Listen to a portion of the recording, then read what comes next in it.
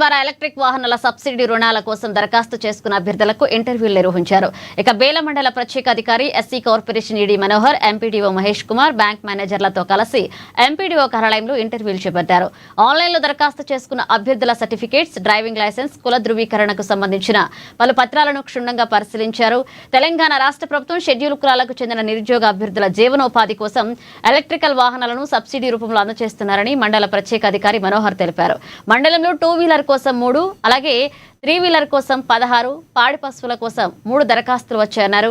ఇక ఎంపికైన అభ్యర్థుల లిస్టుని జిల్లా కలెక్టర్కు పంపిస్తామని చెప్పారు. ఇక అదేవిధంగా ఎస్సీ కార్పొరేషన్లో పాడి పశువుల కోసం ఈ నెల 16వ తేదీ వరకు సంబంధిత అభ్యర్థులు దరఖాస్తు చేసుకోవచ్చని తెలిపారు. అభ్యర్థుల ఎంపిక ప్రక్రియ పారదర్శకంగా ఉంటుందన్నారు. నిరుద్యోగులు ఎవరి మాయమాటలకు ప్రభావితమయ్యి డబ్బులు వృధా చేసుకోవద్దన్నారు. నమస్కారం.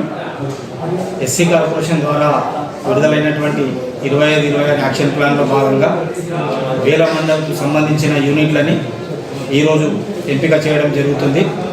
ఈ ఎంపికలో భాగంగా 2 వీలర్కు సంబంధించి 3 అప్లికేషన్స్ రావడం జరిగింది. తర్వాత 3 వీలర్ ఆటోలకు సంబంధించి 16 అప్లికేషన్లు రావడం జరిగింది. అలాగే అగ్రికల్చర్కు సంబంధించినవి 3 అప్లికేషన్లు రావడం జరిగింది.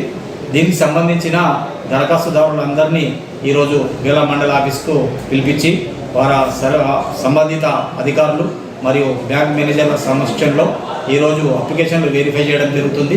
అలాగే ఈ వెరిఫికేషన్లో భాగంగా అభ్యర్థుల్ని కూడా పిలవడం జరిగింది. వాళ్ళ డ్రైవింగ్ లైసెన్స్ కానీ, పట్టాదారు పాస్బుక్లు కానీ, వాళ్ళకి సంబంధించిన క్యాస్ట్ ఇన్కమ్ సర్టిఫికెట్లు కానీ వెరిఫై చేయడం జరుగుతుంది. వెరిఫై చేసి ఇందులో మేము ఎంపిక చేసినటువంటి ఎలిజిబుల్ క్యాండిడేట్స్ లిస్ట్ ఎవరైతే ఉందో ఆ ఎలిజిబుల్ క్యాండిడేట్స్ లిస్ట్ని జిల్లా కలెక్టర్ గారికి పంపించడం జరుగుతుంది. అక్కడ జిల్లా కలెక్టర్ గారి ఆధ్వర్యంలో జిల్లా డిపిసి కమిటీ నిర్వహించడం జరుగుతుంది. అక్కడ ఈ సెలక్షన్ అనేది జరుగుతుంది. కాబట్టి మేము ఈరోజు ఎవరైతే ఎలిజిబుల్ క్యాండిడేట్స్ ఉన్నారో వాళ్ళ లిస్టుని మొత్తం మేము ఆదిలాబాద్కి పంపించడం జరుగుతుంది. మరొక ముఖ్య విషయం ఏంటంటే దీంట్లో భాగంగా పాడి గేదెలకు సంబంధించింది ఏదైతే ఉందో పాడి గేదెలకు ఇంకా కొందరు అభ్యర్థులు అప్లై చేసుకోవడానికి కోరినారు. కాబట్టి సంబంధిత మా VCMD గారు దీన్ని ఆలోచించి 16వ తారీఖు వరకు పొడిగించడం జరిగింది. కాబట్టి ఈ అవకాశాన్ని మన జిల్లాలోని ఎస్సీ అందరూ దీన్ని వినియోగించుకోవాల్సిందిగా కోరుతున్నాం. అలాగే 16వ తారీఖు వరకు ఈ పాడి గేదెలకు సంబంధించిన అప్లై పొడిగించడం జరిగింది. కాబట్టి ఇంకా ఎవరైనా అప్లై చేసుకొని వాళ్ళు ఉంటే అందరూ అప్లై చేసుకోవాల్సిందిగా కోరుతున్నాం.